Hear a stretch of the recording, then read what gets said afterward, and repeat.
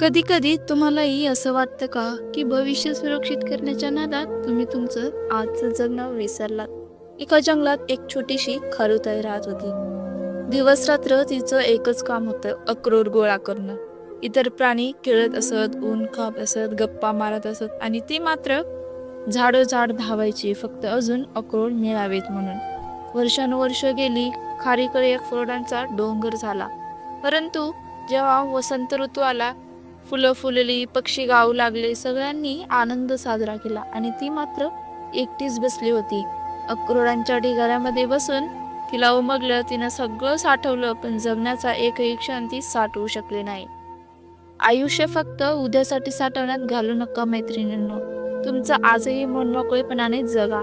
भविष्यासाठी तयारी करणं गरजेचं आहे, पण आजचा आनंद घेणं त्यापेक्षाही गरजेचं आहे. गोष्ट आवडली असेल तर नक्की लाईक करा आणि शेअर करा तुमच्या त्या मैत्रिणीला जी सतत धावपळ करत असते. आणि अशाच अर्थपूर्ण गोष्टीसाठी मला आत्ताच फॉलो करा.